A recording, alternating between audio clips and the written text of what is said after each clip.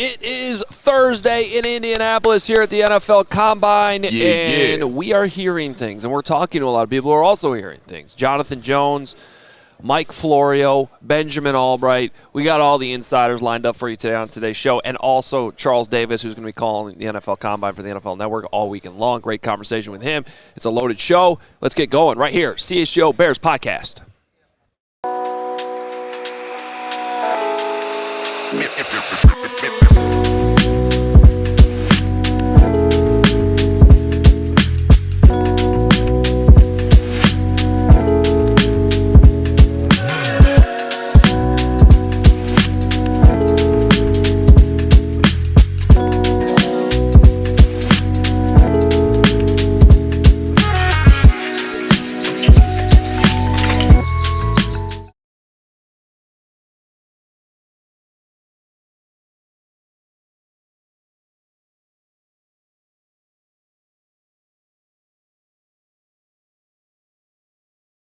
At the NFL Combine, Adam Hogue, Mark Carman, Greg Braggs Jr. with you, and we have a loaded show for you today.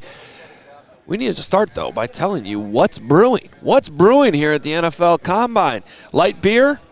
Of course, light beer just got better. Grab some Sam Adams American Light, available now at select Chicago retailers. Must be 21. Please drink responsibly. What's brewing, guys, besides media, beef, and a lot of information, a lot of different. I mean, I think that I'm honestly the story of today. It's not about me, but today it is about me and the fact that I did go and talk to Elijah Hussey, who I had never heard of before today's show, or before I saw him sitting there by himself. I was like, that dude is not going to sit there by himself. Some media member's going to go talk to him, and I did, as Travis Hunter was talking, and every other corner was talking too. And that is my new favorite Bear. He's coming. He's a Carolina guy. We got to talk MJ. I'll post the video later. And thank you to Yahoo Sports for underlining our show. It's a hilarious video and also, going around the internet of 900 media people talking to Travis Hunter, and the camera pans over to whoever the hell you just said you were talking to. Elijah Hussey. And it's Mark Carman standing there, just the two of them talking. We had a great convo. I loved him. Hilarious. We bonded. Yeah. That dude belongs in our cornerback room. Somebody's got to back up somebody. Let's go. All right.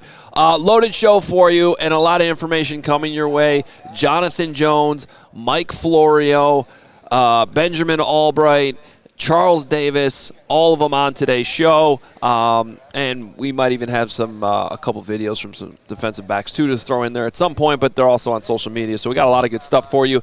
Yeah. I mean, this is where things start to pick up, right? I mean, we've been here a few days. We got in on Monday, I should say, head spinning collectively at this point. But you get in on Monday, and there's a slow build and a crescendo that we're currently at. Yep. And it came full tilt. You know, if we're talking about, brew, there was a little bit of a brouhaha at the JW Marriott yesterday that certainly made some airwaves. Yeah. Yeah, go ahead. We already talked to Mike Florio, so you'll hear a lot about that later on in the show, too, because he had the scoop on all of that. But let's get into what's brewing with the Bears. Some of the things that I'm hearing. I'll ask myself the question. Adam, what are you hearing? Adam, what are you hearing? What are you hearing? I want to know. We're all hearing things. So I don't think it's a done deal yet, but I would be surprised at this point if Trey Smith is Chicago Bear in 2 weeks. It sure seems like the Chiefs are going to do whatever they can to keep him, and I think ultimately he wants to go back there. So what seemed to be a situation where they just might not be able to keep a really good player. We always talk about this: good offensive linemen don't hit the open market. To me, that's the lingering question. I don't know. That could potentially change this is, does he get to the open market? Because I think he's willing to take a little bit less to stay with the Chiefs, but are the Chiefs willing to still get to that number? If he does reach the open market, then maybe things can change quickly, because sometimes that's how things go. But at this point, it sure seems like Trey Smith's going to remain with the Kansas City Chiefs. So It would be sexy. It'd be fun if he became a Bear, but I'm not going to lose sleep over it. It's a lot of money, and if you can't find a right guard, if you're not good enough as an organization to be able to identify somebody to play that position, then we got a real problem. I think it's fair to feel that way. I understand why you do with the, Brett Veach talking about it, and you're feeling that. We obviously talk to Matt Verderam all the time around here. You've been good buddies with him for a long time. He has certainly some insights at Kansas City, but it's literally anyone you talk to that's connected to Kansas City, including the general manager when he get up there and spoke. So it just feels like they want him and he wants to stay. But I don't think it's a done deal. That's the momentum, but you still have 2 weeks to go, and a lot can change day to day. So I don't think Bears fans should completely give up hope, I will not. And I don't care what you've heard or who you talk to. And you can say we're going to live in reality, but the reality is... I'm having flashbacks to the Justin Fields thing last year. The reality is... You don't like what I'm telling you at the Combine. Until it's done. Sorry. It's not done. Hey, you're absolutely right, Greg. It is not done, and anything could possibly happen. I will, if you'd like to bet anything on this, I'm willing to wager you a nice... full, what do they have, like 12-pack of tacos at Taco Bell? That's a good way to talk about it. Like in terms of like betting odds, we can make up our own odds right now. I would say the odds of Trey Smith being a Bear are long right now. Yeah. I would say the odds are much shorter for Drew Dahlman. I think that's a name to watch in the next couple weeks. Potentially a new center for the Chicago Bears. You think they'd pay $20 million for Dahlman? I don't. If it gets that rich? I do not know. I'm not going to tell you things I don't know. I did hear. That's what I do. did hear some of the money on Trey Smith. I have not heard the money on Drew Dahlman yet, so I don't want to guess what it would be. Fair. And I also think it would be less than that though. But I don't know. I think the Bears are interested there. I also, and this is a connect the dots thing that I think we've been doing for a while already, but I do think there is something there. Watch Kevin Zeitler. Kevin Zeitler with his connection, obviously played for the Lions, played for Ben Johnson. I think that's another name I would watch too. So not surprisingly, a lot of the talk down here has been about the offensive line for the Bears, specifically on the interior. So that's kind of where that stands at this point. And then I think as the offseason continues, it'll be interesting to see what happens at left tackle. Coming off of what Ryan Poles said the other day, hinting at some competition, and then the timeline for Braxton Jones. But Well, as it stands right now, unless somebody is added, and I'm not sure if the Bears will go all in for a big tackle, whether we're talking in the draft or in free agency. So if it stands, I think someone else gets added to the mix. But I do envision, right now, if I had to guess, a training camp competition that involves Braxton Jones, if he's healthy, and your guy, Karan Amagaji. Let's go, Karan. Yep. And listen, I like both those guys as dudes, and Braxton's got to get himself back on the field.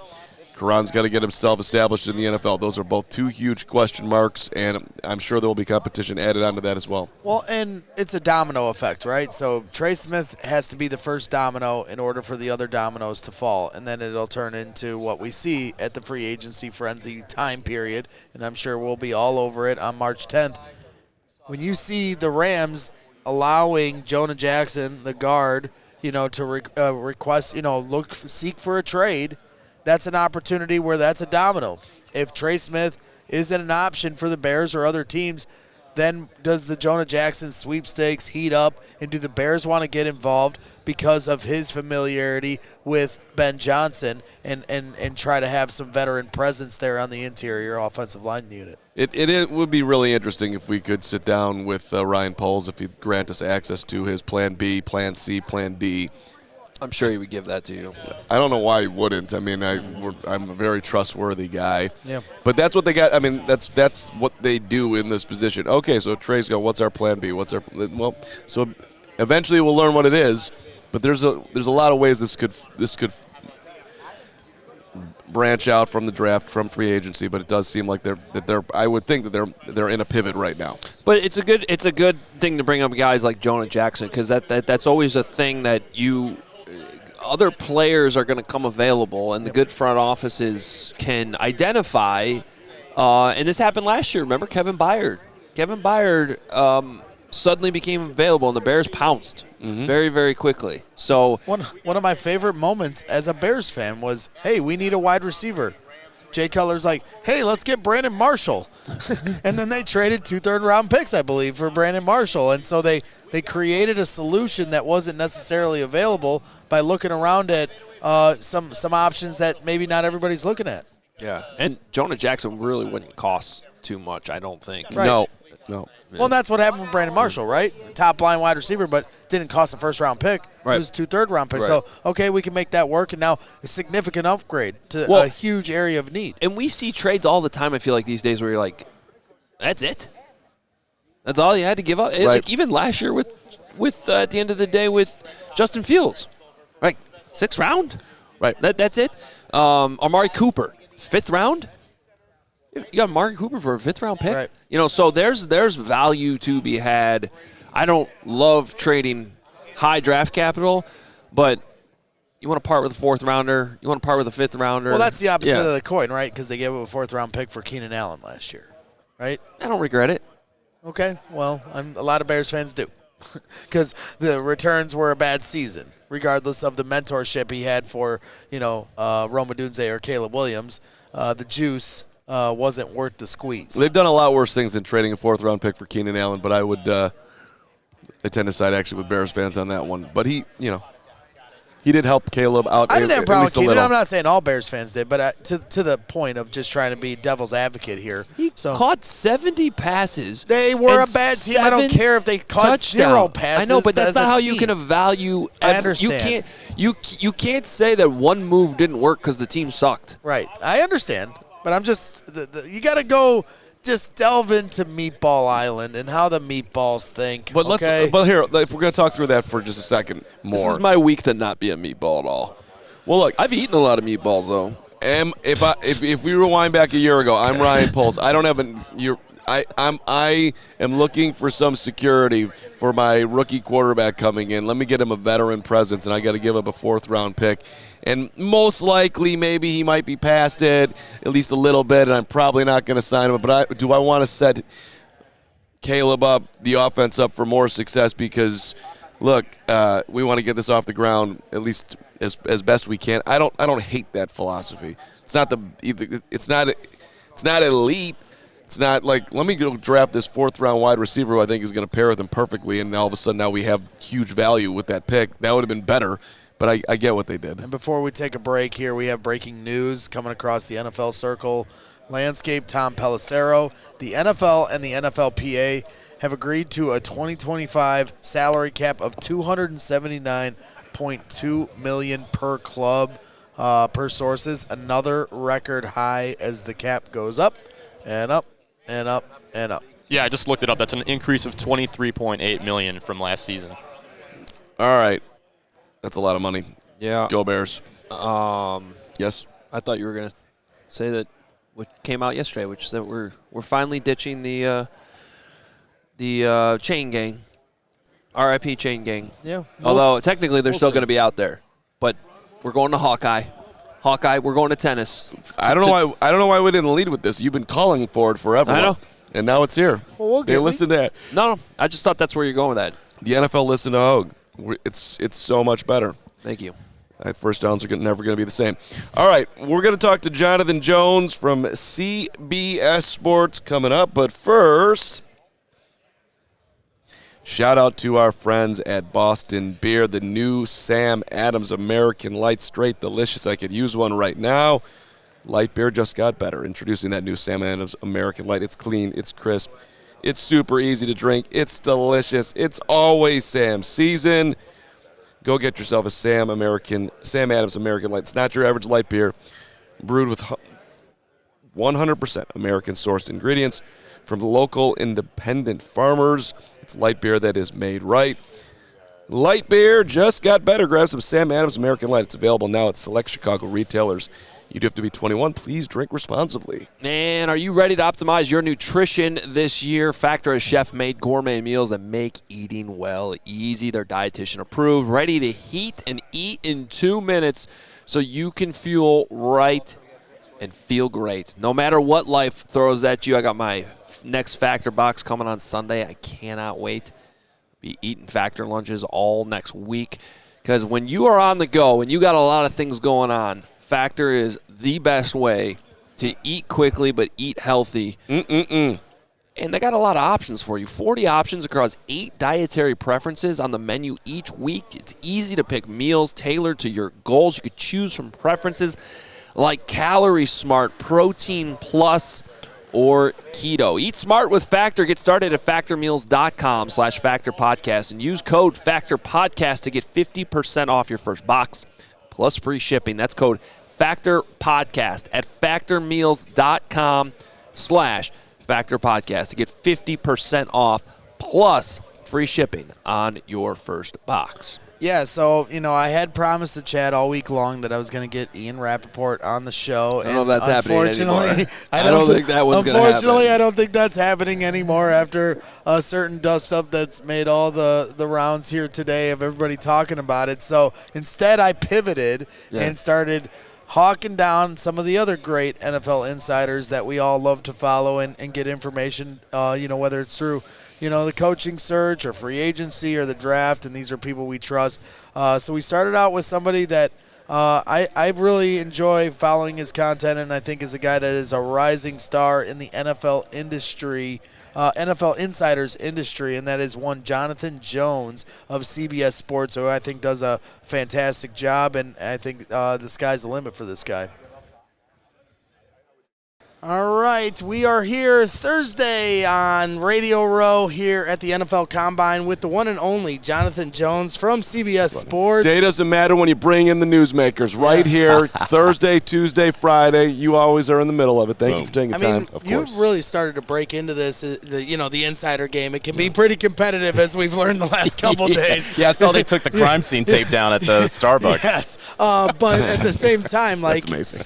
Before we get into what's coming ahead with free agency, from your standpoint in the Bears coaching process, I know that you were doing a lot of reporting within that. Yeah. What was some of your biggest takeaways? Well, they got the bell of the ball, right? I mean, Ben Johnson is absolutely that dude. And look, I don't think that there is any real legitimate way that you can look at past success and predict future success when it comes to, hey, is this coordinator going to be a great head coach or not? I think that there's been a lot of great coordinators who didn't wind up becoming great coaches for various circumstances. But everything is set up for Ben Johnson, for his staff, for Caleb Williams, for Ryan Poles, for Kevin Warren, for all of them to be successful. And you actually don't have an excuse, right? That's going to be the thing for the Bears. I'm not saying that they got to, make the playoffs and win a playoff game and make it to the divisional round. Maybe they lose to a Philadelphia Eagles or something like that, right? Mm-hmm. But there's no reason why they can't be successful in 2025, and I really like the staff that Ben has assembled more than anything. So if they're going to get to where you just said, they obviously need help up front, but news right now, or the way things lean, seems like Trey's going back to Kansas City, and Trey Smith, you okay? Maybe. I mean, look, in my experience, what we say and rumor around at the Combine, and then what winds up happening, 2 weeks later, sometimes those things don't necessarily add up, right? Okay. And so what I say that we had Brett Veach on the other day, and he said, look, I think there's a realistic chance that we keep both Trey Smith and Nick Bolton. It's possible, but does Trey Smith want to be, the highest paid ever at his position? And if so, I don't think the Kansas City Chiefs can do that. So where is he going? So I do hear that. But what's today? It's Thursday, February what? 27th. You're not buying it. I got it. I don't know that I'm not giving my firstborn on that. What do you hear about Mekhi Becton? Well, look, for Mekhi, I think he's a guy who very much in the past 3-4 years of his career, it was not going well. He goes to a place that treats him well. We saw the NFL films clipped from him at Super Bowl. It would, I believe, be wise for him to keep a good thing, right? Do you really want to go out there and get paid, or do you want to, deal with some of the crap that you dealt with for the last couple years of your life and career? If I were him, I'd stay in Philadelphia. Right. But, some of these guys, they look at that generational wealth and Well, so that's interesting because, the Bears signed a guard recently. I forget what was it. I think his name was Nate Davis. It didn't work out particularly well. No, it did not. When they did that, were you scratching your head at that signing at the time? I think every free agency most of the teams that did not make the playoffs or have not made the playoffs in a while are going to do things that are slightly desperate. They're going to tell you at the podium that they are going to be strategic and that they're going to be focused and narrowed in their approach. And then March comes around and they give somebody that they shouldn't a little bit more money. Right. And I like to call that the bad team tax. Like, you want Nate Davis? Well, you need Nate Davis. You think you do? You're going to pay more than even Desperate is totally the right word, is how that process went down. It was desperate. Yeah. It was but the Bears are not alone in that. A lot of teams do that, and we all saw how that worked out. Yeah. Well, obviously, when you watch the Eagles with their defensive line, that certainly worked out. Yeah. But it's going to be hard to work out keeping them all, right, with Josh Sweat and Milton Williams. So, from your takeaway, what are the chances they'll be able to retain one or both of them? I think they'll be able to retain one. Who it is, I'm not entirely sure which one they are ranking. I would imagine you would rank Milton Williams above, but obviously there's a dollar amount attached to that. Milton Williams is going to cost more than Josh Sweat does. Some folks were concerned about Josh and his knee from back several years ago. How much longer does he have? Look, if you play on that Superdome turf and go against the Kansas City Chiefs offensive line every week, you think he's going to do pretty well for a long time. So I would imagine that Howie Roseman, who is really, really good at this, is going to figure out a way to keep one of them. And if I had to wager, it would be Milton. Well, you had a chance to talk to Ben Johnson, so Yep. I'll circle back before we cut you loose. I know you got a busy day and you're working hard, and we appreciate your time. I appreciate you guys. Yeah, of course. So when you talk to Ben Johnson, me talking to him at the podium, I hope he works out because he's such a great conversationalist. He's Smart dude. insightful, smart. He's got a good energy for him. He went to North Carolina. Great school, by the way. Absolutely. Yeah, go Heels. Greatest player to ever play anything. Michael Jeffrey Jordan, Heard of him? right? He's a pretty good player. Yeah. No, Don't worry. I'm a Jordan guy. Yeah, We're not doing that LeBron stuff. Thank you. So, just from your standpoint, from what you learned in that interview with Ben Johnson, because I just love learning more and more about him. So we had talked with Ryan Poles right before that, and he had mentioned how Ben's he's an energy guy. He's a juice guy. And so I asked Ben about that. I was like, hey, I didn't really see that as I'm watching you on the sideline as offensive coordinator. He was like, look, my job as OC was not to be the juice guy. I was like, okay, all right, I hear you. And then I asked him a question about a narrative that I know that you all have heard, probably talked about the whole mad scientist.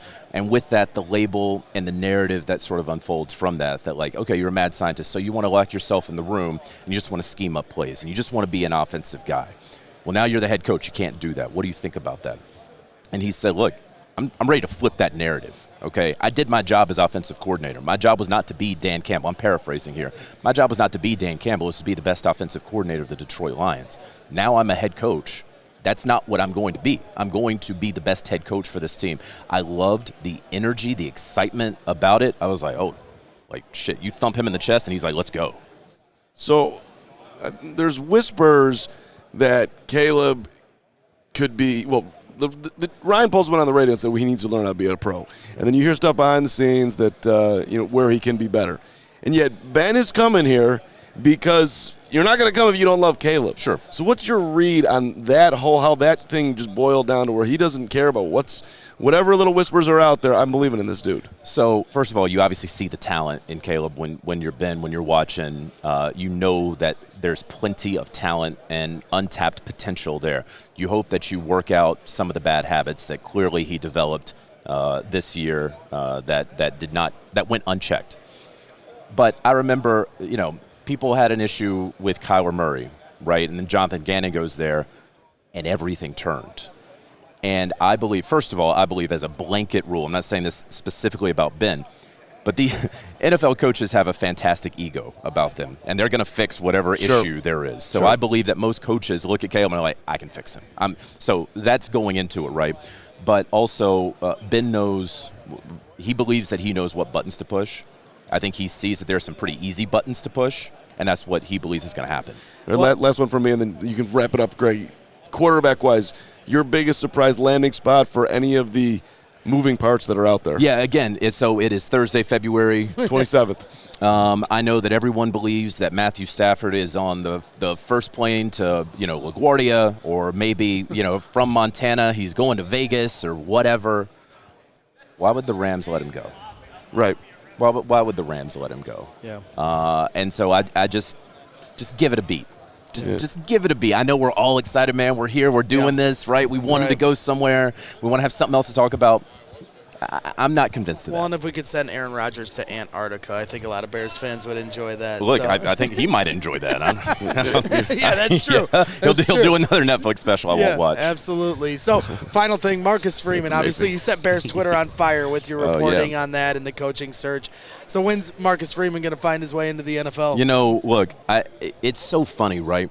All of these guys you hear like, oh, man, they don't want to recruit and re-recruit every single day. They want to move to the NFL. And then what have we seen like the last 8 weeks? You see Belichick go to Carolina. You see all these NFL guys go to college. Things are changing. And, Notre Dame took care of Marcus.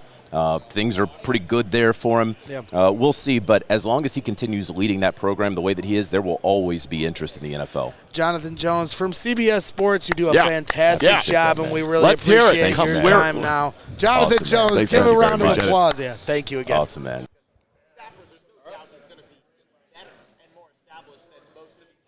All right.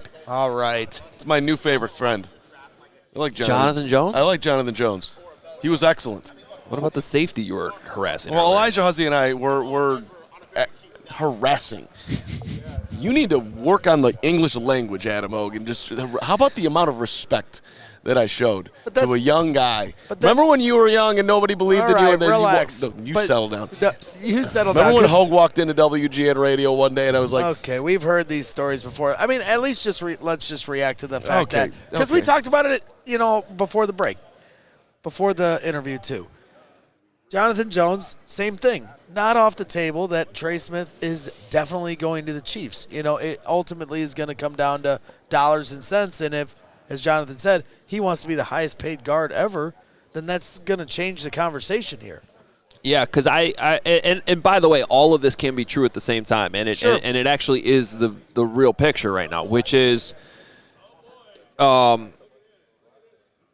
let's say hypothetically he's looking for $25 million a year, right?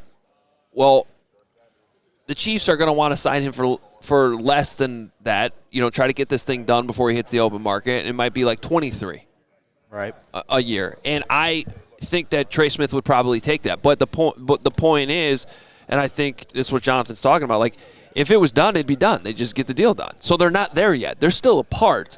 But I think if you're the Chiefs, you obviously don't want him to get to the open market. Well, perfect timing here, actually. Travis Kelce will return for 2025 season. That just came out. Wow. Right. That's a domino for you, Greggy. Right. Well, Mike Florio, when we talked to him a little bit, when you guys get to hear from him here in a little bit, he alluded to that fact, that they were going to roll here into next year, paying Travis Kelce's tab, and then just waiting to see what Travis Kelce's decision is. So, again, when we talk about this domino effect that's taking place, here's one of them.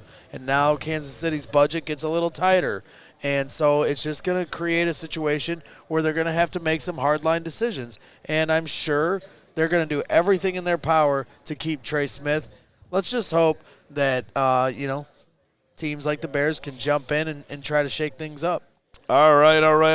As we move along in the show, Charles Davis coming up here in a second, which was an awesome conversation. Charles Davis he's just such a pleasant guy to talk to. That was an awesome. I think you're going to really enjoy the interview in a second here with Charles. But first, our friends at Lucy are right here for you. 100% pure nicotine, always tobacco-free. Lucy Breakers are nicotine pouches with a little extra surprise for you. Each pouch holds a capsule that can be broken open to release extra flavor and hydration. And what you want to do, you want to set yourself up with a subscription and have Lucy delivered straight to your door. Level up your nicotine routine with Lucy. Go to lucy.co/CHGO. Use the promo code CHGO2025, and you get 20% off your first order. Lucy has a 30-day refund policy, by the way, if you change your mind. Again, that's lucy.co, and use that code CHGO2025 to get 20% off. And here comes the fine print. Lucy products only for adults of legal age. Every order is age verified. And a warning, yes, this product does contain nicotine. Nicotine is an addictive chemical. Yep. Yeah. Hey, the President's Day sales event still going on strong at Ray Chrysler Dodge Jeep Ram in Fox Lake, and you can shop federally approved savings on brand new vehicles. Head to Ray CDJR on Route 12 today to choose from their huge inventory of new Chrysler, Dodge, Jeep, and Ram vehicles. Right now, take 18% off MSRP on with a dealer discount on all 2024 gas-powered Jeep Wrangler models, or shop over 125 vehicles priced under $20,000. You have a friendly team of brand experts, and that team at Ray CDJR is here to help you during each step of your car shopping journey. They prioritize affordability, so you know you won't overpay for the vehicle you need because they have a raised price promise. You can shop confidently, no add-ons, no hidden fees, ever the price you see. That's the price you pay. It is that simple. So go check out our partner today, Ray CDJR. Route 12 in Fox Lake. Do not miss out on the President's Day sales event going on all month long for 18% off MSRP on all new 2024 gas-powered Jeep Wrangler models. For more information, visit RayCDJR today on Route 12 in Fox Lake or online at raycdjr.com. They've been serving the community since 1963. Shout out to our teammate Patrick Norton, who did a great job coming down here to the Combine. Who, if you want to see anything that of the written variety, go to allchgo.com. Patrick doing some phenomenal work, and I love his daily newsletter, too. I believe he's heading back home today, so I just wanted to let Patrick know that we appreciated his contribution this week. First time at the Combine, he killed it. He really did. Guy was unbelievable. Make sure you read in his newsletter every morning. Came in at 4 in the morning, slept on the couch, battled his way. Great presence. Great presence. Awesome teammate. Good job by Norton. He's got a good sense. He's got underrated, solid sense of humor. Like his delivery technique, his jokes, they land really well. Unlike some people I may or may not know. He thinks I'm funny. It's great taste and humor. All the good things. All right, should we do it? We ready for Charles Davis? Yeah, real quick. Do you know what the salary cap was though in 1994? It's what now? 279 million. 94. 89. I was going to say lower. Wow. 68. Lower. 46. Lower. Wow. 35 million? 34.6 million. In 1994? Yeah. That's so crazy. Isn't that crazy? That is wild growth. That is crazy. Imagine if you had a podcast in 94, where you'd be right now. Of course, the internet didn't exist, really. The podcast. That is just an 8-year-old doing a podcast. Is there any difference? Oh my god! Right. In '94, if I'm doing a podcast, it's just me crying for an hour that Michael Jordan is retired and yeah, me too. You'd be on with an 8-year-old just crying for an hour. I would have cried with you right there at 21. Yeah. Okay. I guess now we can hear from Charles Davis. Yeah, Charles Davis. Charles Davis is awesome. He works for the NFL Network, does a bunch of he had the we talked to him about this in the interview. He had the Bears-Cardinals game this year. So a lot of great insight. That was a great game. Talking off-season and some of these draft prospects with Charles Davis from the NFL Network. All right, well, when the NFL Combine drills this week really start ramping up and the NFL Network does all their amazing coverage, I was actually talking about this on the show the other day. I don't know how you guys cover as many prospects as you do for extended, long broadcasts when really all that's going on are workouts. But I'll tell you what, just Charles Davis joins us, and he does the broadcasts every year with Rich Eisen and Daniel Jeremiah, and it is captivating. I record it because we're always here. Yeah, you guys are working. But I record it and I go back and I learn so much from you guys because I don't know how you guys just riff on all these players one after another, running a 40 and doing the gauntlet and all this stuff. It's great. Well, thank you. I really appreciate that. It's awfully kind of you to say. I will say this, and I hope it doesn't just come out as this self-deprecation thing or what have you. We're not doing anything different than you're doing. If you really get down to it, right? You guys do your homework. You know the players that are in the draft. You know what your teams and your audience is looking for and what you're expecting. So you're doing the exact same things that we are. We're all in it together. We're just lucky enough that we are the network of choice, right? And we get to actually do the Combine. So we'd better do our homework. We better work hard at it. And we're learning as much during the Combine as maybe we are opining about. because this is our first major look at all the prospects together. We've had East-West game. We've had Senior Bowl. You've had reports from the Hula Bowl. You've had all these other things. But everyone here together with the whole league here, we better be on our game. Otherwise, they'll find other people to do it. Well, his favorite drill is the gauntlet. He was talking about this at length the other night, why he really puts a lot of stock into that. So I'm curious what your favorite drills are if you had to pick a couple. Well, I love, I'm a former defensive back, loosely speaking, right? I love this. I love to see the change of direction stuff. Anything that's change of direction, to see the athleticism, doesn't matter what the position is for me, because I love to see it. Because when I watch an offensive lineman come out there and skip pull and get to the perimeter and then hit a moving target, that's athletic as all get out, even though it comes with a lot of fury and violence that goes along with it. When I'm watching the defensive backs go through cones and do all their change of direction and go and get the football and pluck it out of the air. I love all those things. The gauntlet drill, the discipline to stay down the line, catch the football, possess it, head turn, and you stay right down there. To me, that gauntlet drill was one of the reasons Keon Coleman went in the second round to Buffalo, because he didn't run particularly well. I think he was like a 4.61 or what have you. We knew about his size and his jumping ability, but the discipline to go down there, catch the football, turn, and do all the things that you need to do. Because we've seen guys in that gauntlet drill. If I was that running line, they put the tracker on them, and all of a sudden you see that squiggly line. If I was running it, it'd look like a sobriety check or something. But let me tell you something. When I'm watching them do it, I am not laughing at them, because I know it's a very difficult thing to do. But when you see it done as well as Coleman did, as for one example last year, then you're like, oh, that makes a lot of sense there, because it's not natural to just keep on a straight line and do all those things. Typically, you're going to move one way or the other. All right, let me give you a question with a little Tennessee flavor for you, okay? What do you think about an offensive line where you have Trey Smith next to Darnell Wright? I think that would be fantastic, because Trey Smith is a Pro Bowl guard. I think he borders on being an all-pro guard. The worst game I've seen him play was Super Bowl.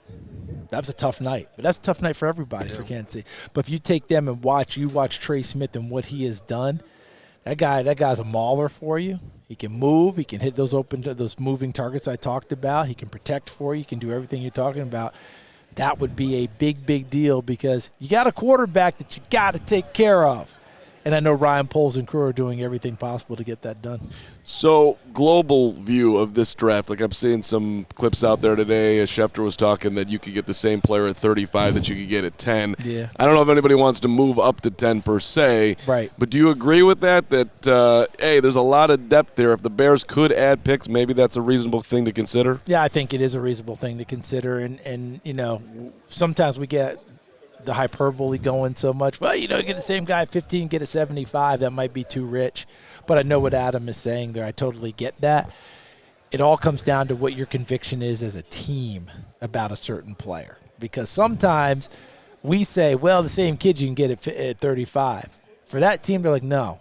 There's something about this kid that we like, that we think we can plug in, or he can do this for us in our system. He means something to us at 15 that I don't want the guy at 35. So it just depends on team to team. But all in all, I think the ratings, if we were able to get into everyone's ratings, you might see whoever the 15th rated player is, right, he might have a similar score at 35 and 40. You may very well have that. Well, in that vein, I mean, I'm looking at, obviously the Bears need offensive linemen.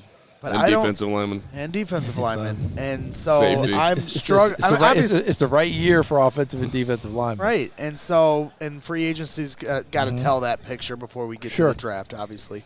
But correct me if I'm wrong, but it just feels like to me the offensive linemen that potentially could be available at 10 just don't move the needle the way the defensive line do. And I'm taking into account the guys that look like they're for the offensive line interior in the second and third round that have a lot of potential as well. Yeah, I think you're right. I actually do. I do agree with you on that one. I think that if you're just going head to head and you're coming down on it, the offensive lineman or defensive lineman with similar scores, you're probably leaning defense in the early going. And that offensive lineman, if you pass on him here, there's a very good chance a very similar guy you can go get in the third round and not really lose any sleep over it. Doesn't mean you're always right. Again, it's some teams have such great conviction on certain players that they're going to go get them. But I don't think that you're wrong there. Plus, you're going to have conversion guys. See, we're going to have tackles that are going to get moved inside the guard. Right. We're going to have guys that you got to decide, is he a guard or is he a tackle? Right. We have some of these guys who, like Graham Barton last year, was a tackle that they moved to center and started him right away, but they'd seen him do some of that in college. Gray Zabel from North Dakota State is going to be an interesting deal. Right. Because where am I going to play him? Am I playing him at guard? Am I playing him at center? I don't think I'm playing him at tackle. That's just me. I think he's a good player, but I think he's better at guard. I would play him at center. Me too. And Will Me Campbell too, Will Campbell falls under that same Will thing. Campbell. Like if you're going to draft him at 10. And he's likely going to go in the top 10. Right. And for me, it's like, okay, if you're the best guard in football, draft him at 10, I won't think about it. But I need you to be the best guard at 10 if you're drafting guard at 10. If not, then I want the potential of him to still be able to slide out to left tackle at some point in his career. Is that unfair? Not unfair, and I think that some teams are going to draft him as a left. They see him truly as a left tackle. And it doesn't seem like it matches up because we've heard about the arm length, we've heard about the issues. Do you buy into that? I do in certain cases, but there are people who overcome it by doing other things. Rashawn Slater comes to mind, Northwestern. He's got shorter arms, but he's living quite well out there at left tackle and doing a heck of a job because the footwork's impeccable. His ability to recover when guys start to get upfield on him is great. He re-anchors as well as anyone out there, so you don't lose any sleep. Oh, he just keeps doing it and doing it and doing it. But can everyone do it to that level when you don't have the arm length? That's the question. Yep. But there are teams out there that I'm pretty sure believe that Will Campbell is one of those guys. You know, on the other side, Kelvin Banks is another one from Texas that they're going to question just how long he is. But again, they feel like that footwork makes up for a lot of things. So I think both of them start at left tackle before anyone moves them inside. I don't think someone's going to draft Will Campbell or Kelvin Banks with the idea that they're immediately inside like Peter Skronsky came out. Remember when he came out of Northwestern, Tennessee was moving him inside as soon as they drafted him. That was their plan. They never even put him out at left tackle. See, and maybe I'm just not smart enough to understand the whole thing here. But I think you are. I appreciate Charles. But so that's why I'm like, while his arm length is not long enough, we're talking about a quarter inch. I'm like, I just think that is too simplistic to look at it that way. 4.2, 4.3 on this day. How fast is he on Sunday, Saturday, whatever? You know, like I just to me, there's an over-evaluation on the numbers here. Can he do it or can he not? I think you make a really good point. I think what some people will tell me, and I think that they are correct in the macro, is you have to have a standard for what you want for your team. You guys have decided, like you and your franchise have decided, I want corners that do this, this, this, and this, measure this, this, this, and this. Now you've set your standard. How many exceptions are you going to make? Remember the Bill Parcells quote about it? If you start making a bunch of exceptions, you know what you got? Exceptions. You don't have what you're looking for. So if you're going to make that exception, it needs to be an exception, not the rule. Right. And that again, each team's gonna have different standards on that. Like you're saying, it's like, so you tell me a quarter of an inch, I can't have a guy that thinks pretty good. Yeah, that's for dominant. you. Right. That doesn't work. Right. For another franchise, they might go, yeah, that doesn't work because we don't want to start getting into that game. It just depends on who you are. So let me give you another sort of area we start talking about exceptions, because one of the things I love about the NFL is you get certain trends, positional values tend to change here and there. They really do, don't they? You know, we're by the way, the running backs are back. That's what I wanted to ask you about, because speaking of exceptions, like, yeah, do I want to use a first-round pick on a running back? Probably not, but Jahmyr Gibbs was a pretty damn good exception. Really good exception. Out. And by the way, they've jumped up to get him. Yeah. Because everybody thought, listen, Jahmyr Gibbs was going second round in the minds of most people, despite how dynamic he was.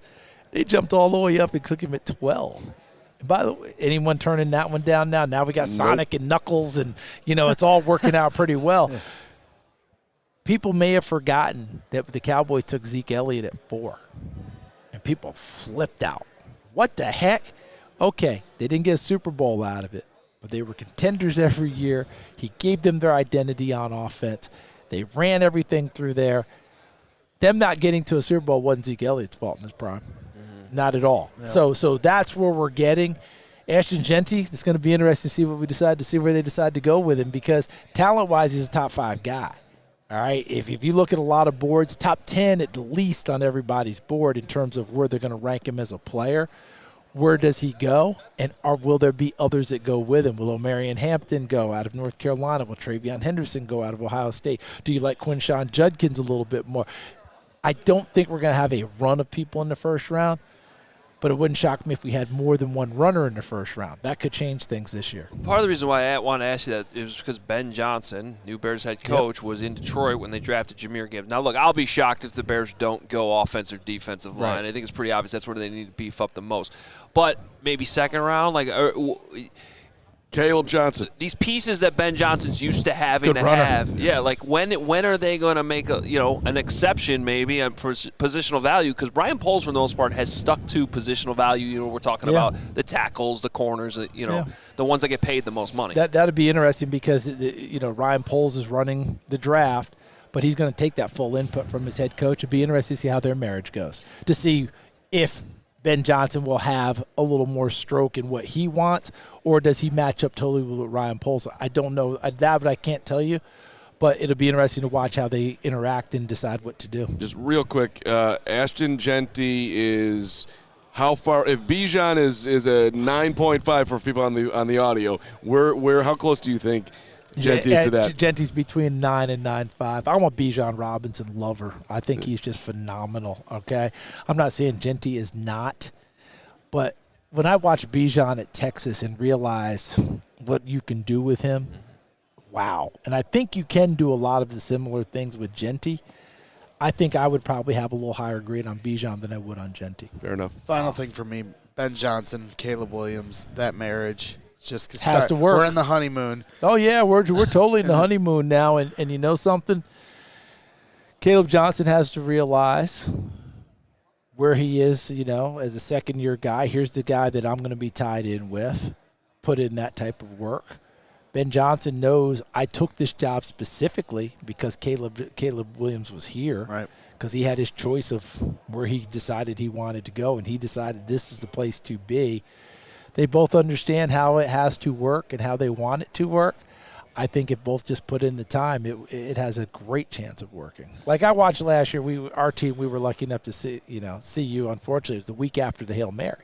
Oh, God. And we saw you in Arizona. They're replaying that game in this room yesterday. Right? And we saw you at Arizona, and that was the old, we've all met, and we're all going to be okay and all that. And no, you weren't. I mean, when I say you, the Bears were not. Well, we were there, and we found that out. We got pretty close to kickoff, and I just all of a sudden did not like the vibes that were going on. The vibe was not great. Listen, we went into the game, we didn't like the vibe. So we understood, and then it played out, and it could not have played out much worse. Okay, kick it all to the curb now. New sheriff in town. Right. The quarterback has a chance to start over again. But there's a lot of good elements on this team because there was a reason for optimism last year. It wasn't just because Hard Knocks was on. It's a pretty darn good. Like, you're looking and going, man, look he's walking into. This isn't bad at all. Now let's see if he can keep getting better, and then he has his second year. Coaching matters, right? Coaching matters. Players understanding coaching matters. Yep. And coaches understanding players matters. Yes, sir. Like, can you guys all come together and knit it? And by the way, I don't care what anyone says, but this generation and all, you can still coach them hard if they know you care. That's a good point. Yes, sir. Charles Davis, I hope you guys have a great weekend to broadcast with the Combine. We'll be watching. Can't wait. Pleasure talking to you. Thanks for Charles. having me Appreciate on. it. Continued success to all of you guys. You keep knocking them dead, and hopefully I'll get a chance to see you down the road, okay? It's a great one at the end there. Kids don't care how much you know until they know how much you care. Remember that. Right? Well done. Now, there's some wisdom right there. Yeah. All right, guys. Be dropping good. bars. That was a fun conversation with Charles Davis. He's a very nice man. I love Charles Davis. Love you, Hogue. Love you, Braggs. Yeah, absolutely. Love you, Steven. Love you, Emma. Well, I mean, Love all of you. He obviously land. he does a great job, Charles Davis, and there's just a lot of stuff going on when it comes to the NFL Combine. I mean, we were talking about some of this stuff right with Abdul Carter. Obviously we didn't get a chance to talk to Charles Davis about that, but certainly interesting how that's going to play out. I mean, I have to imagine that teams are going to still look past it and say this guy is maybe the best talent in this draft, but maybe. So Abdul Carter was reported last night has a stress reaction in his foot. It was flagged by doctors during his physicals here in Indy. And then I think Ian Rappaport came back this morning and said that a second opinion this morning maybe it's not as bad because last night they were talking like he might need surgery. And I believe Drew Rosenhausen, his agent, was actually quoted with that. So it went from last night, maybe he needs surgery, to today, second opinion, he'll be okay. But you do wonder, does he slip at all in the draft? Well, right, because that's the other point Hippie Nerd brought up. He ended the season hurt with his shoulder. So, yeah. But he played through it. Oh, of course. And, so, look. Remind me who the Titans quarterback is. Will Levis. Yeah. Okay. I mean, I would. I know. You're not taking a QB there? Maybe it makes it easier to take a QB there now. I don't know. Well, I'll say this much. If you're asking me the question that if Abdul Carter's injuries are starting to become a concern that he drops in the draft, if Abdul Carter drops to 10, Ryan Poles is running to the podium and knocking over anyone in his way. It'll be a long run, though, because he'll be at Hallis Hall. So he will run from Hallis Hall. He'll have to run up to Green Bay. He will run. He might miss his pick. I don't think he'd get there in time. He could do it. He's got a great walk. What's the highway from Chicago to Lambeau Field? Ryan Poles will run 41. 41. Ryan Poles. You can go 43 too. It depends which way you want to go. Okay. I like to go through Sheboygan, not Appleton. And I'll say this much too. I mean, I've talked about this a lot here. With Mason Graham, if he were to get close enough to 10, am I tempted to use draft equity to move up a couple spots to get my guy? I think Abdul Carter falls in that same category. If he were to fall in a range where you can jump up to a reasonable spot where you're not giving up an insane amount of draft equity to get you a blue chip game wrecker, we saw what that does for the Philadelphia Eagles year in and year out. We saw how that affected Patrick Mahomes and one of the best teams we've ever seen in the NFL's history. See, here's the thing, though, about this. Because this isn't a tolerance for some off-the-field thing where some teams might feel differently than others. To me, this is I don't want to say it's completely black and white, but it's a much more black and white issue. It's like, is that foot okay or is it not? And if there's enough concern there that he would fall all the way to number 10, then I'd be worried about taking him. Does that make sense? Yes, it does. Because there shouldn't really be that much gray area with it. And if there's that much gray area that he's falling that far, then that just opens up the door to me. Well, the Bears drafted another injured player who wasn't ready for training camp, and it's Kevin White all over again. It'd be a very risky spot for Ryan if the medicals got to the point that he came down to 10. My guess is that we would trade back to the Niners, get a 4th-round pick, and take Kelvin Banks. Because if it's not an issue, then he should not fall to 10. He should be, maybe he doesn't go number 1, but he probably still goes in the top 3 or 4. It doesn't hurt the Bears if he falls down a little bit here and people start getting creative. No. I wouldn't think, although if maybe the same players are just getting shuffled around, it's not a big deal. But that's absolutely enormous news, and that's a shame for Abdul Carter. I mean, here you are, you're the consensus number 1 pick, and maybe he still will be. But now there's a big cloud over it, and for someone who's worked that hard to get into that position, that's too bad. Yeah. Right, and then you also had Mike Green, the Marshall defensive end that we talked about yesterday, that obviously had a lot of stuff going on at his podium where accusations have been thrown his way, and he had to answer a lot of really tough questions for a 20-minute period session at the podium yesterday. Well, then he follows it up. Not a great combat week for Mike Green, as great as his Senior Bowl was. Jordan Schultz reports Marshall star defensive end Mike Green will skip all drills at the combine due to hamstring tightness. The projected first-round pick will instead work out at his pro day. So, I mean, not testing, bad day at the podium yesterday. It's a fluid thing. Stocks go up, stocks go down. He's also had 1 year of productivity. Yeah, so there's a lot of questions there. There's a lot of questions. He not only did 1 year productivity, like 1 year playing. And he's undersized too. I don't think that's the Bears pick. I'd be very surprised. Would you agree? Well, from the size thing matters because when it comes to Dennis Allen, he likes those bigger, Right. longer defensive ends. All right, we've dubbed this our insider show. We have a lot of we already talked to Jonathan Jones. Charles Davis isn't necessarily an insider, but he lives inside our hearts. Yes. I think. His level of enthusiasm that never wavers makes him an insider and everything else. Yeah. Meanwhile, Mike Florio is an insider, Pro Football Talk, and May has broken the biggest story of the Combine. So, unbelievable. Last night. This is a fun conversation with Mike Florio. All right, let's bring in Mike Florio from Pro Football Royalty. Talk. Let me just say right now. Yeah. Any of you guys start any shit, we're going to Starbucks. Nice. And if you really want to push it, we'll go to Dunkin'. Yes.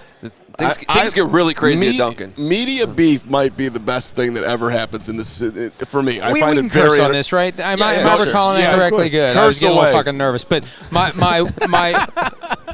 my wife called me last night, and she said, "What are you working on?" And I told her the story, and she said, That's awesome. Number one, why do you care? Number two, why does anyone care? It's like you just don't understand it.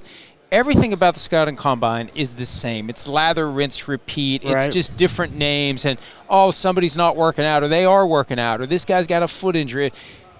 It's once every 3 or 4 years that there's a story that kind of pierces through the same old crap and is funny. And it's just funny. The idea that Ian Rappaport and Jordan Schultz were face-to-face, or I guess, Schultz is 6'3", and Ian I was gonna say. is not. I was trying to So- envision this. face to belt, but Oh man. Who But- called the cops? we're having another dust up. well, It sounds like. well, what happened was, as I understand it, Ian felt physically intimidated and potentially threatened, even though there was no violence. And so he was concerned that he's going to see this guy somewhere else and he's going to get jumped by him, so he let NFL security know. I don't know what jurisdiction NFL security would have over somebody who doesn't work for the NFL. I guess they could just say you're not going to be credentialed for any NFL events, or they could call Fox and complain about him since he works for Fox and is somebody who works for NBC and has been, complained about to NBC by the NFL. I can relate, but never for anything like that. I have yet to get into a verbal brouhaha with any NFL employees. Well, and yet. how the day I- is still young. Well, if we keep you too long, I think it'll be me, right? I'm going to get more and more. No, what's going to happen is you're going to get me all cranked up, and I'm going to run into somebody, and they're going to be like, what the hell got into you? Yeah, and how ironic too that with the ties that Jordan Schultz has to Starbucks as well. That makes the Dad was the CEO that presided over the international explosion of the entire company. So the thing between the two of them was percolating for a while. I know that's a great word, by but the I way. wasn't even intending it. But it was there, and it came to a head yesterday because there was reporting from Jordan about Matthew Stafford meeting with Tom Brady. Ian tried to throw some water on it, and then Jordan doubled down. So I think that there's always a spark, and I think that was the spark. So last year when we talked to you here, the Bears were a huge story because it was all about Caleb Williams. It was all about where they're going to trade Justin Fields, all this stuff. It's a little bit of a different vibe this year, but did you guys get a chance to talk to Ben Johnson the other day? Yes. He did a lot of interviews, yeah. So, I mean, I guess we talked to him right after he was hired, and we talked to him today, 2 days ago. We're the only outlet that hasn't talked to him. It's unfortunate for us. Here's see the why. key. Here's the key. This is a pro tip. Talk so much shit about him that they will give you an interview to get you to stop talking shit. That's the way to do it. Maybe that's that- a hey. strategy. Not that we I did haven't that with tried. him, but I've Yeah. done that before. Yeah. That's how I got the first big interview for PFT. Was Nick Saban when he was in his first year with the Dolphins, because I was killing the guy because all of the media down there couldn't stand him, and they were giving me all of the ways that he was treating them in a way that they didn't like it, just the different little stories and stuff. So eventually they reached out to me to give me a sit-down interview, probably to stick it to them and to shut me up. It didn't work, but at least he tried. Well, I know how impressed last year you were with Caleb Williams. Oh, so he's did awesome. you have that same impression when you got to talk with Ben Johnson? Yeah, I mean, look, at the end of the day, we don't know what the guy's going to be until he coaches in an NFL game. We just don't know, just like we didn't know with Caleb Williams. But this is a guy who is widely respected as one of the top play designers and play callers in the league. During the 2024 season, I had a recently former head coach text me and say, Ben Johnson is the best play caller and play designer in the NFL by far, and it's not even close. And that's in a league with Kyle Shanahan and Sean McVay and Kevin O'Connell. It's like, man, what have you been drinking? But that's the respect that he has. The question is turning the respect that he has earned as an offensive coordinator into respect as a head coach. It's a fundamentally different job in every possible way. You get qualified to do it by being a good coordinator, and now we see what he can do. And there's reason to be optimistic, but you don't want to be too optimistic. We were optimistic last year, and look what happened. Sure. Where are you at with Caleb? 100% he'll be successful. 50-50. Yeah. No, I think he'll be 100. successful. I think he'll be successful. Look, if you flip him and Jaden Daniels, I think that Caleb Williams ends up being a guy that, is the offensive rookie of the year and maybe gets some MVP votes. It's circumstance has so much to do with it. Yep. And it was just a bad circumstance last year. I saw flashes in the preseason that reminded me of Mahomes, the way he would run around and buy time and then make a quick lightning throw. He's got skills that you can't coach. So you take advantage of the skills that are inherent, that are not coachable, and you coach him and you set him up to be successful. You get the help around him, the right people, the right plays at the right time. It is so complicated. And that's why I'm a big proponent of, frankly, players saying, I'm not going to go to a bad team. I'm not going to work for a dysfunctional organization. I don't want to work for an owner who doesn't know what the hell he or she is doing. I want to go to a place where I know I'm going to be set up to be successful. And there's so many other pieces that go into it. I keep waiting for someone to do it. I thought maybe it would be this year because it's like the Haley's Comet of the NFL. It happened in 1983 with John Elway. It happened in 2004 with Eli Manning. It's due to happen again. I thought last year it might happen with Caleb, but it didn't. And I think somebody's got to do it at some point because there are so many factors beyond your control that will determine whether or not you're regarded as a boom or a bust. So a lot of momentum this week with, it sounded like Kansas City's trying to bring back Trey Smith. But obviously this is the week where you're going to start putting things out when free agency's 2 weeks away.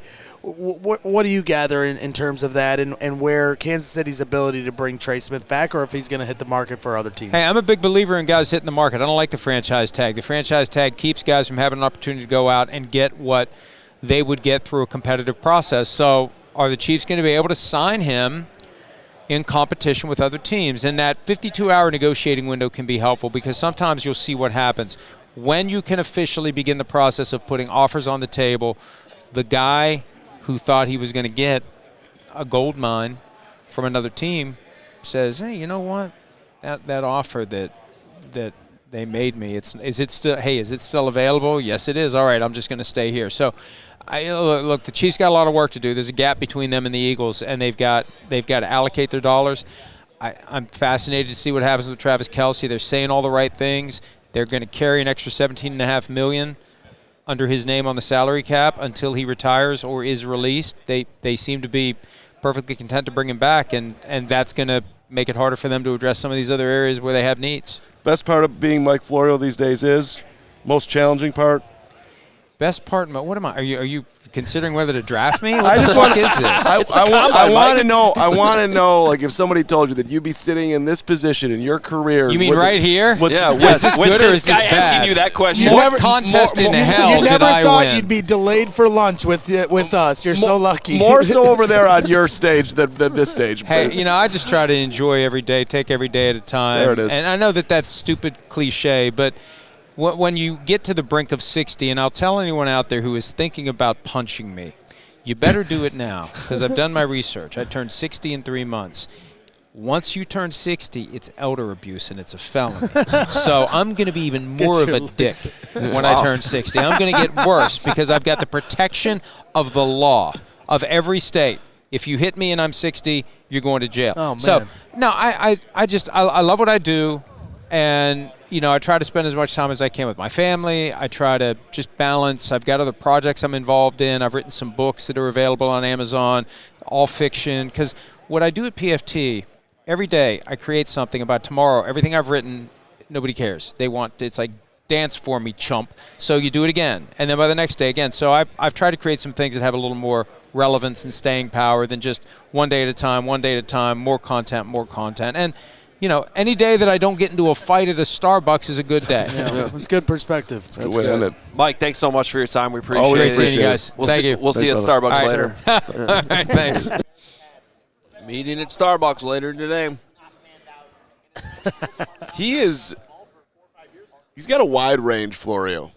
Knows the sport, got some humor, writes up media beefs. He certainly does not give an F about what, like, he doesn't shy away from like the consequences of because I'll tell you what, like last night this was obviously being talked about, and I actually didn't know. I somehow missed it until, and then in part of the conversation was, I can't believe Mike Florio wrote that. Right. I was a little surprised too. But here's what I love about what he told us in that interview: is like he's not wrong. Every story at the Combine is usually the same. Right. It's just you change the like this Abdul Carter thing we were just talking about. Right. Every year there's a player who has some flagged thing at the medicals, and sometimes it's a little different. Like the Jalen Carter day, that was crazy. How that just got leaked out, right? So there are exceptions, but like I kind of like his point. Like, look, these are public figures. Something happened. It got written about. Yeah. I mean, I might have been. I went through something similar. It got written about. Like it was good. And I wasn't surprised. You knew it was going to happen. So I'm going to be into something similar with Mark Carman. It's going to happen. No, I'm kidding. And I'm going to be the one writing about it. That could be good content for us. That's what I'm saying. I mean, if we need to up-level this situation. But I said, since this has just created such a stir and all the talking heads and media, they're laughing about it, have their thoughts on it, I'm like, well, let's just have like a whole like WrestleMania and a whole ring card, and let's just start getting the lineups in and see, showdown at the Starbucks. It'd be a long line. Most terrifying. There would be literally the most terrifying moment of my life. One of them was freshman gym when I had to line up and wrestle against my great friend, still to this day, Rob Ginsburg, two of the shortest and skinniest and weakest kids in the class. And it was a battle to prove who was not the biggest weakling, and we literally tried to kill each other. That was a horrible moment, but it made me the man that I am today, Adam, which is why I'm very excited for our next interview, Benjamin Albright, because I'll tie that all together, because he's a man. That was very good. That's a pro move there. You're a man. Benjamin Albright covers the Broncos, but really he's insider. NFL He guy's got a lot of info around the league. Yep. And he's a good dude too. We only talk to good dudes on the show. That's right. I think so. I don't know. That's probably not true. Everyone's a good dude on this show. Everyone's a good dude. Yeah. All right. Benjamin Albright. Good conversation here. Here it is. All right, let's bring in Benjamin Albright. Always has a lot of great information. Of course, works in Denver, covers the Broncos, KOA. Always good seeing you down here in Indy. Thanks for jumping on with us. Yeah, thanks for having me, guys. Yeah, so I mean, obviously the biggest story of the day is the brouhaha at Starbucks, right? And you're in the insider game, right? So who if you had to pick, who's the one that you want to have a dust up with at Starbucks the most? Oh man, well Greg's just trying to start. He's just trying to start stuff today. right now. I'm like, wait a minute. Ian used to wrestle, and Jordan played college basketball, so I'm not sure. No, you can pick anyone in this room. And if it's Mark Carman, in that case, my radio partner Ryan Edwards over there. I'm just going to go ham. I'm going to take 8 years of frustration now. That's just ridiculous. I don't. You know how many texts I got right after all this stuff started leaking out online? Did you get in a fight? I'm like, how am I the guy you assume right away was getting in fights? You're in the power rankings. Oh, you sent me a Twitter. Okay, my bad. It was me. You're in the power rankings.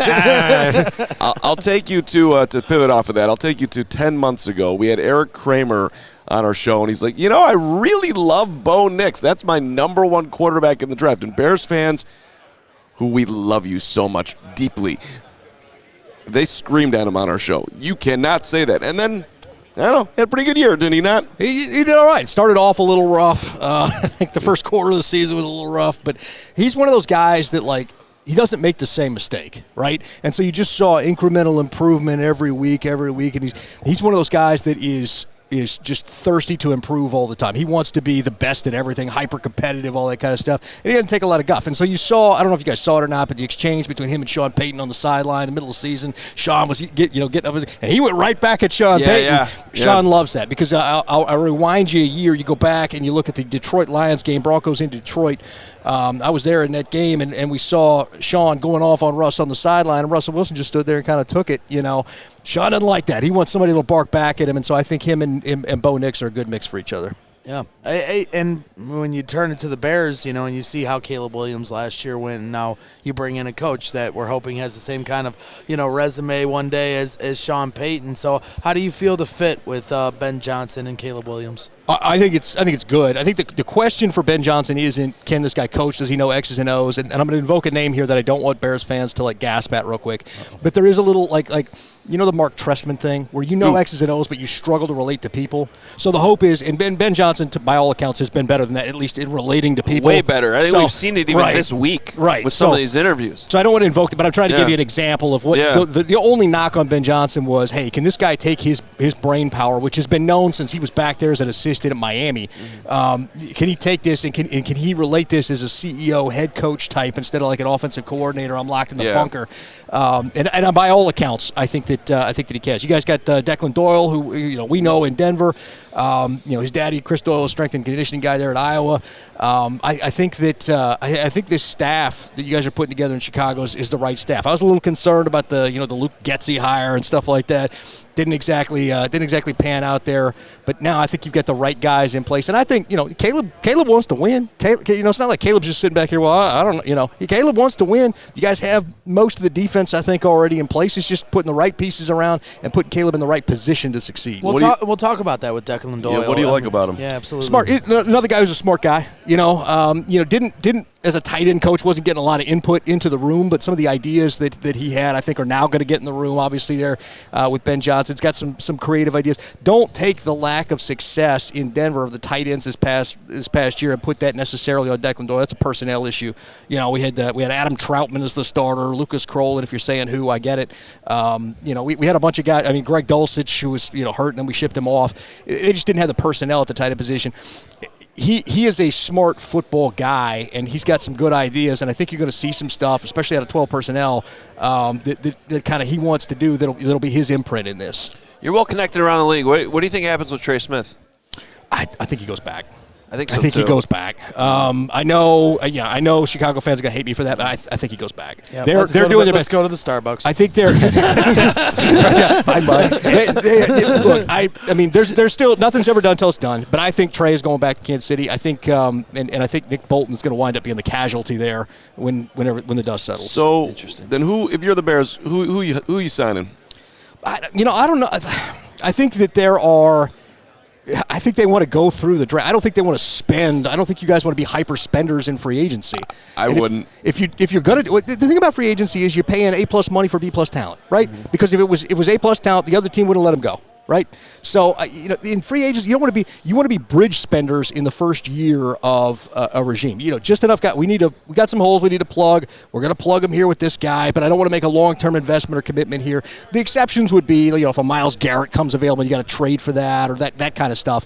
Which, if he comes available, I don't think it's going to be Chicago. So don't sit there and hold me to that. But.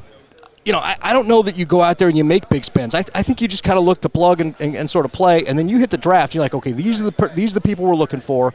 This is what we need, and we're going to draft this and develop it. And we've seen that in Detroit. We saw that as the Detroit methodology, right? You saw them going out and getting the Penny Sewells and the Gibbses and they were laughing at Detroit for what they did early. But it all panned out. So I would say have faith in this plan that they have, and if they're not as aggressive in free agency as you think they're going to be, Don't panic on that. Well, maybe they get creative, right? I mean, the Rams have allowed Jonah Jackson, the guard, to seek a trade. He has a history in Detroit, so is that maybe an avenue they could take? I think so. If you're going to do that, I mean, that's a day 3 pick. It's not going to cost you a lot in terms of that. The main thing there is going to be the money. And you guys have enough to make that work. So certainly that would be one I would say if you're going to put your circle one, that would be one to keep your eye on. Kevin Zeitler, maybe doesn't. He's a little older. So how about old man center Ryan Kelly? Can we get what do you anything left in that gas tank? Well, that's what I'm saying. But if you're going to do something like that, again, these are 1-year stopgap type deals that you want to get. If you're a team like that and you're building 1-year stopgaps, but you want to draft the guys behind them that you're going to develop. Right, and the only reason you do that is because you're concerned that maybe the guys you draft are not going to be ready day 1. Right. Well, but you've got late round picks. You got to take a bunch of swings. I don't know. You can't do the whole line. So anyway. So obviously the Broncos overachieved last year. They I think what was it 4.5 was their over under before the season. Yeah, 4 or 5.5, something like that at the books. So it's a great year. What's the net? What when you guys are talking on a daily basis in Denver about the Broncos? Like what's the big offseason story for them? What's the next step for them to maintain what they did? Well, they've got to get weapons around Bo. You've got to get a tight end. Obviously, we talked about that tight end room, which was brutally bad. The running back room was almost as bad. You had Javonte Williams who couldn't get anything done. McLaughlin, Audric Estime they drafted didn't really do much. I expect them to heavily pursue running back in the draft. They'll do tight end as well, maybe early. I think a lot of people are projecting like Colston Loveland in the first round right now. I don't think that's necessarily the move they're going to go with. In fact, I think they'll go to free agency and pick up Juwan Johnson as well. But they need to get weapons around Bo. There's a few little things on defense they need to tweak. I think most people know the defense pretty good. You need a free safety. That'll be one thing. And they may make a pursuit on Nick Bolton at inside backer. I wouldn't be surprised to sort of see that. Maybe a low-level defensive lineman too, like a Poona Ford if he comes available. So to tie it with the Bears, do you think there's an opportunity where the Broncos could potentially, you talk about getting talent around Bo, we need a trade-back partner. So would the Broncos be interested in trading up at 10 for Ashton Jeanty? Do I have any takers? Let's get this deal done right now. I'm not sure Jeanty's going to be there at 10. So I don't believe the Broncos would be trading up. I think they would be more willing to trade back out of 20 than they would be to trade up. And I don't think Jeanty's going to be there for you guys. I think the Raiders are going to take him. We'll see. Okay, let's just say hypothetically he is there, and or Tyler Warren, and the Bears did that and not take an offensive lineman at 10. Would you think that's more? Let's use the word moronic, I guess. I think it would depend on what you do later, or what you've already done in free agency in terms of the offensive line. I don't think getting talented football players is ever a bad idea. You could be getting those players and have an area of need still, but I never think that in year one stacking yourself with young offensive talented football players is a bad idea. All right. Get Ryan Poles. Yeah. We're going to do some more with Ben about free agency here in the next couple I am weeks. going to harass you again. Happy to. Bears fans can be tough on you. Bears fans are tough on they hate everyone me after on the Bears Justin Twitter. Fields stuff. But you know what? You've always been good with the insider reporting, and whether we love you or hate you or talk crap to you on Twitter, we're always following what you say. And you've had the pinned tweet for 4 months, Ben Johnson to the Bears, and you stood by it. And every day I'd go and check your profile to make sure it was still up there. As long as it's there, we're good. And you held serve all the way to the end. Yeah, I've had a really good connection up there for the last couple of years, and it served me well. And I think that's good. So hopefully I get some draft intel. I'll be able to pin that up there too. All right, awesome. Albright NFL, by the way, on Twitter for all. You can unfollow me. It's a dumpster fire. Yeah. All right. We'll see you at Starbucks later. I'm telling everybody that today. Bring your boxing gloves. Yeah. Ding, ding. All right. So while we were talking to Benjamin Albright there in that pre-recorded interview, for those people that couldn't figure that out, basically about how the Trey Smith was probably going to remain with the Kansas City Chiefs. Well, while that was playing, this just came out. The Kansas City Chiefs are franchise tagging Trey Smith. Sidebar to that big story, Jordan Schultz technically scooped Ian Rappaport. Their tweets came out like just saying. He got him by it. I'm just saying. I thought that was the headline. That's of a checkmate. That's a checkmate. Yeah, a little extra aggressive. Let's get back to the Starbucks, people. Yep, I can't wait. I'm going to Starbucks right now. Oh, man. He might come after you. Let's go. So here's my read on this situation, because the most people believe that this would not come to a franchise tag, or that they wouldn't tag him because of the fact that you're paying a guard tackle money when you tag somebody. Right. But the reality is the tag is $23.4 million on 1 year. And I'll tell you what, yesterday I heard that that's kind of what the number would probably end up being, somewhere on in the APY, if he stayed with the Chiefs. Right. So I'm reading this, like trying to read the tea leaves on this. So most of the information that I've heard over the last 4 to 8 hours, from the moment Brett Veach said it in front of a microphone to also just conversations here in Indy, it's like Trey Smith's probably going to stay with the Chiefs. I think the tag is still somewhat surprising, but my read on it is it reminds me of Jalen Johnson last year with the Bears, where they tagged him, but it did not feel like a what's the word I'm looking for? Anything but a negotiation? Yeah, it didn't seem like it was an argument between the two sides. Sometimes the tag is just a tool to extend the conversations. And I don't think that the Chiefs and Trey Smith are on the same page right now in terms of the exact number. Otherwise, the deal would already be done, which I think I said earlier in the show.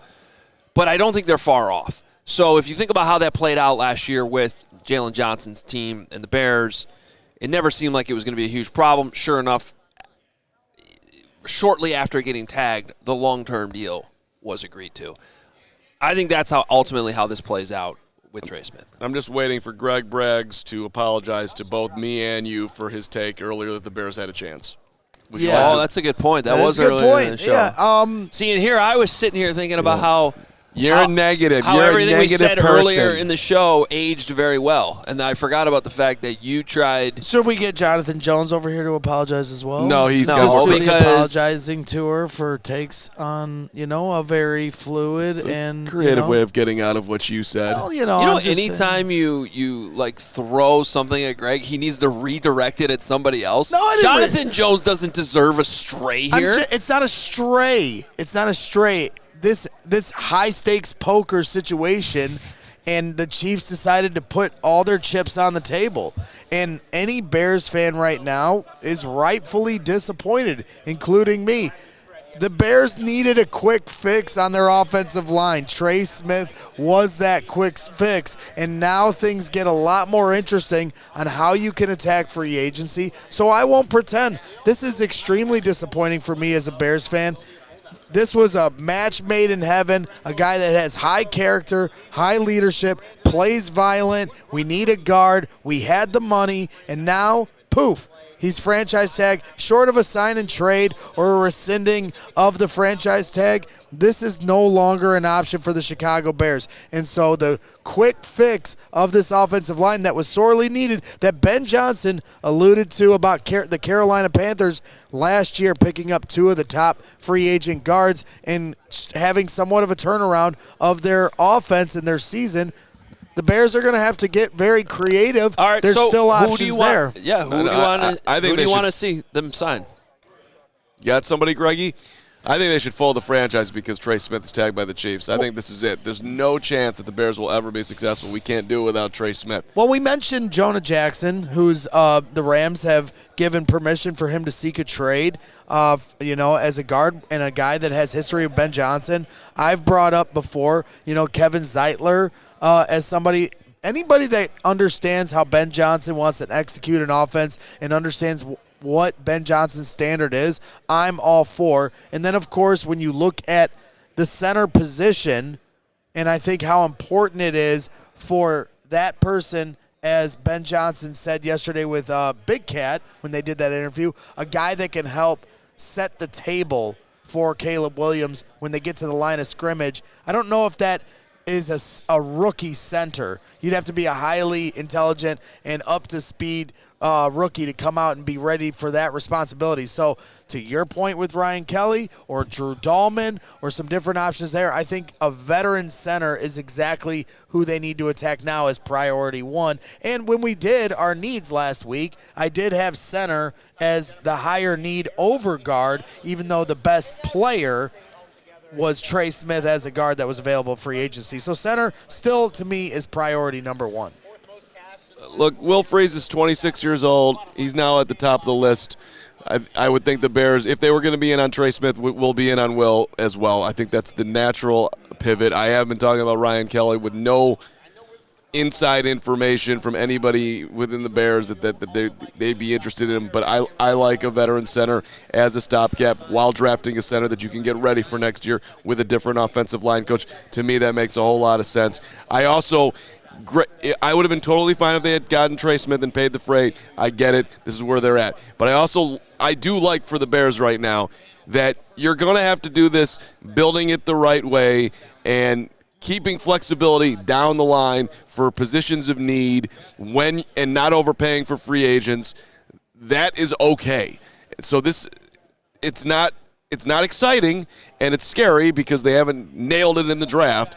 But if you're really trying to think about a sustained winning team that goes to the playoffs each year, having that flexibility is going to matter, and hitting on the draft is the way it's going to happen, and using free agency to augment it, not save it, which is this, to me, would have been like a saving it move. Sure, but as Benjamin Albright said, like in free agency, you're paying A+ money for B+ talent. But this wasn't the case with that's why Trey Smith. But that's also why A+ money for A+ talent. But that's also why they franchise tag. 100% understand. Because you just don't let those guys reach free agency. 100% understand. 100% understood. Yeah. So, it's, again, disappointing, but very rarely you're saying, oh, it's not good, pay guard that much. But he would have been worth every bit of the money as opposed to paying that A+ money for B+ talent. So you don't always get guys like that to hit the market, and he didn't.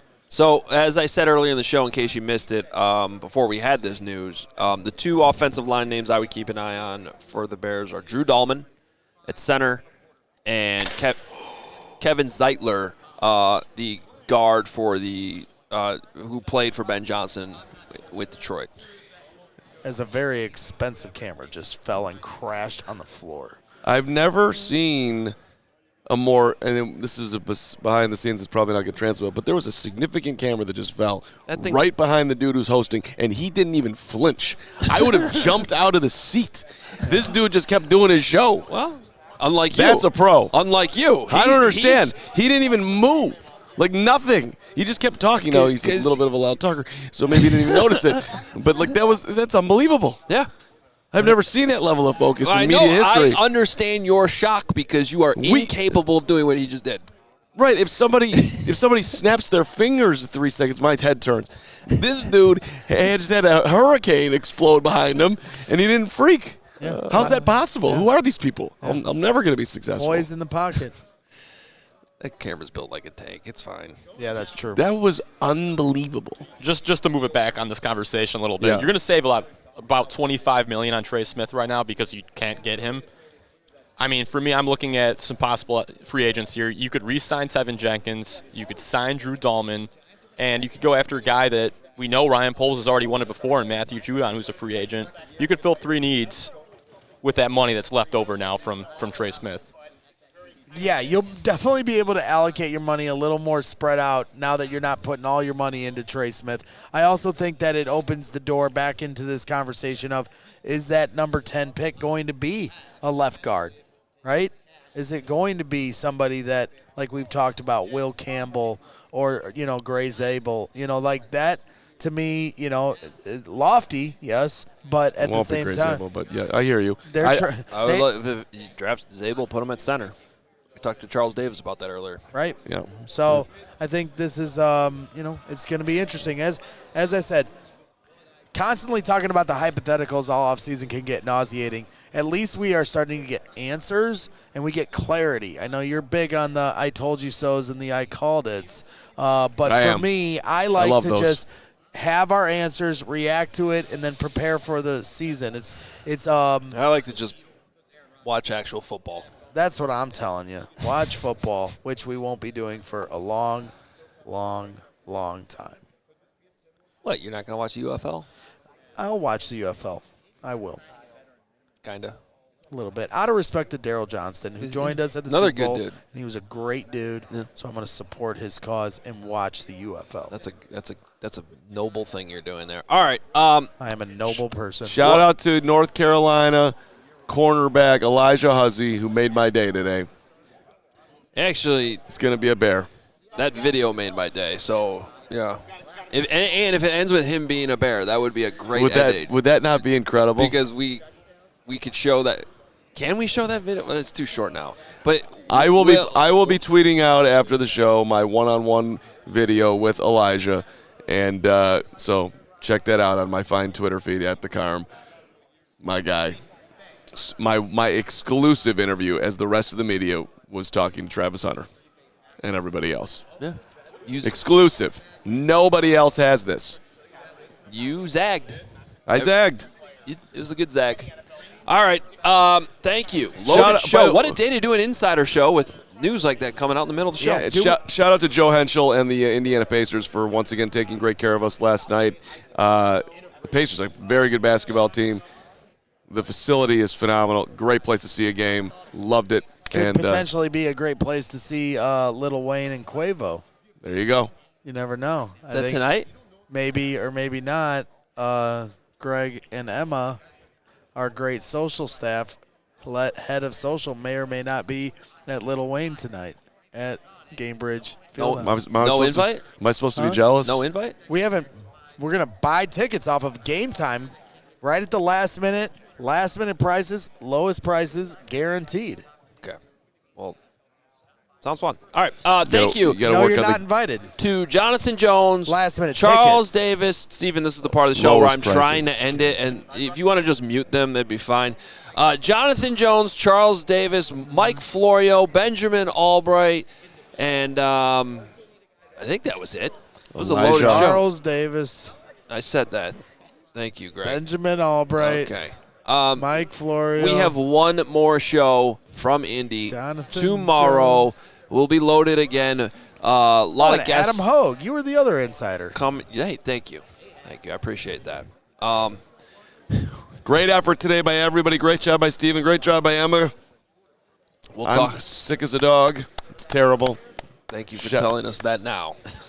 You guys, Let's finish the show with you're sick as a dog. We'll be back tomorrow, noon Central from Indy. One more show. It's been a long week. Come right back. It's going to be fun tomorrow. We'll talk to you then.